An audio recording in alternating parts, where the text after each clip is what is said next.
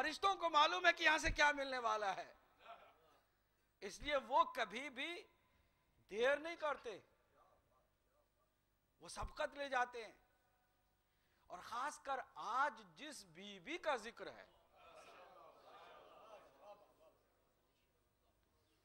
लोग हमसे पूछते हैं, पहले तो उन्हें बेचारों को बताया ही नहीं गया था, अब बताया जा रहा है तो परेशान होकर पूछते हैं कि बार बार बार बार बार बार बार बार रसूलुल्लाह की बेटी का क्यों तज़किरा करते हैं? कुछ और भी बेटियां थी, है ना? आप सुनते रहते हैं, लोगों के सवाल भी आप सुनते रहते हैं कि बार बार एक बेटी का। हम कहते हैं अगर रसूलुल्लाह की बेटी के नाते हम बयान कर रहे हो तो आपका सवाल माकूल है कि सिर्फ एक बेटी का क्यों जिक्र? तारीख ने कुछ बेटियां निकाल ली ना, ठीक है। अगर खाली बेटी की हैसियत से गुफ्तगू करते हैं हम तो फिर आपकी बात सही है, लेकिन यहां सिर्फ बेटी का मामला नहीं है, खाली बाप और बेटी के रिश्ते की बात नहीं है, क्योंकि हम फजाइल को रिश्तेदारियों से बालातर समझते हैं।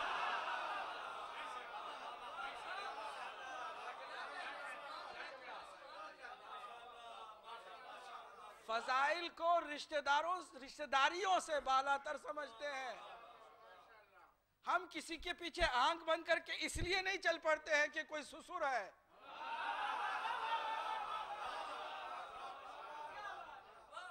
हम इसलिए किसी की जबरदस्त बुराई और जुर्म को पर्दे डालने के लिए आगे नहीं बढ़ते कि चूंकि ससुर हैं हमें हर चीज को छुपाना होगा।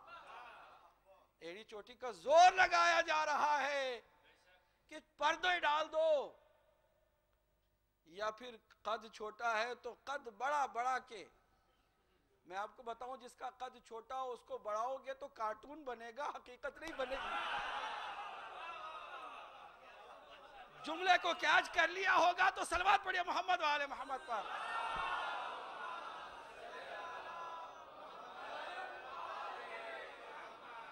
कैच किया मैं क्या कह रहा हूं? जिसका कद जितना है उतना हो तो फिर भी भला लगेगा, अगर ज्यादा उसको बढ़ाने की कोशिश करोगे तो वो कार्टून बनेगा, और वो वक्त आएगा कि यही जवान जिनको तुम बना के बड़ा बड़ा पेश कर रहे हो उसको कार्टून ही समझेंगे। हकायक अपनी जगह पर ऐसे कायम और दायम है कि उसे कोई भी हिला नहीं सकता है। तो रिश्तेदारियों से मावरा चीज है। फातिमा ज़हरा सलामुल्लाह अलैहा की शख्सियत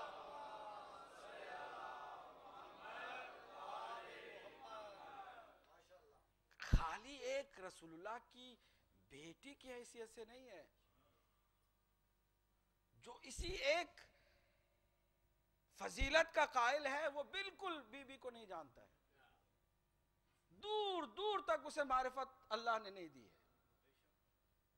फिर क्या है ये? हम कहते हैं मुअम्मा है जो अभी तक हल नहीं हुआ। शहजादी कौनैन आज भी मुअम्मा है,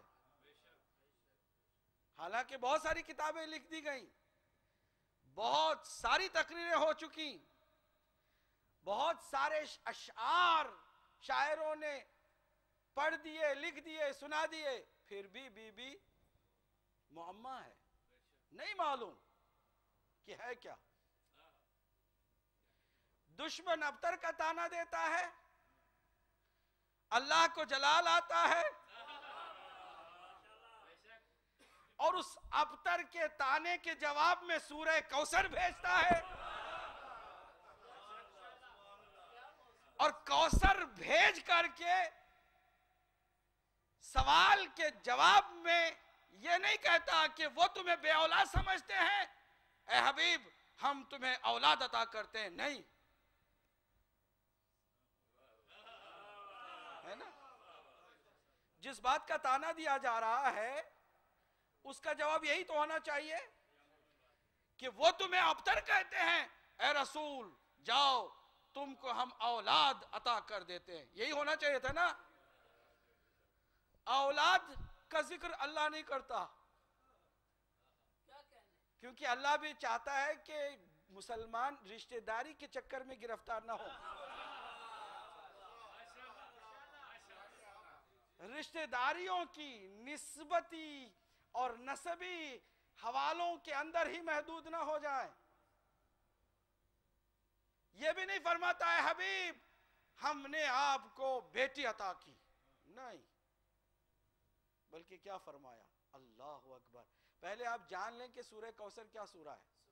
कुरान मजीद का सबसे छोटा सूरा है और चैलेंज के तौर पर दीवार खाने काबा पर इस सूरे को लगाया गया था कि अगर तुम समझते हो कि ये अल्लाह का कलाम रसूल ने बनाया है, ये किसी बंदे का बनाया हुआ है, तो इस सूरे का जवाब ले आओ।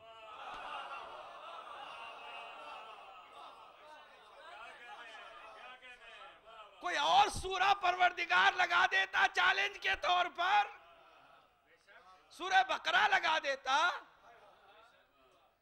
सूरह यासीन जो कल्बे कुरान है उसी को चैलेंज के तौर पर रख देता।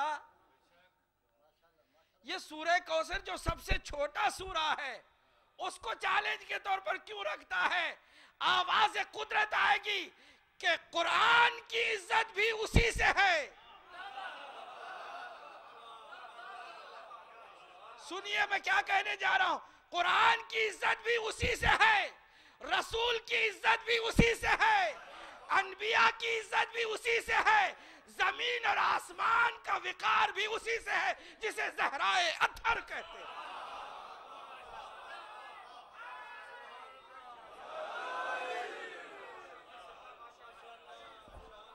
यह सूरा सबसे छोटा सूरा है कुरान मजीद का और चैलेंज के तौर पर अल्लाह ने इस सूरे को रखा है। और सूरे में जिस लहन और लहजे को अल्लाह ने इख्तियार किया है, गोया कि अपनी अजमत और जलालत को अल्लाह ने इन 3 आयतों में रख दिया है। अजमत और जलालत का इजहार इस तरह फरमाता, बिस्मिल्लाहिर्रहमानिर्रहीम, इन्ना अतैना कल कौसर, बेशक हम ऐ हबीब तुम्हें कौसर अता करते हैं। और ये कौसर कोई ऐसी वैसी चीज नहीं है। कुरान मजीद को अता करते हुए ये नहीं कहा कि हमने तुम्हें कुरान दे दिया है तो फिर शुक्राना बजा लाओ, नहीं, बल्कि यहां अल्लाह एक ऐसी चीज, एक ऐसा मकाम दे रहा है कि अब अल्लाह मुतालबा कर रहा है, कौसर तुम्हें दे रहा हूं, इसके बदले में क्या करो, फसल्ली लिरब्बिका वन्हर,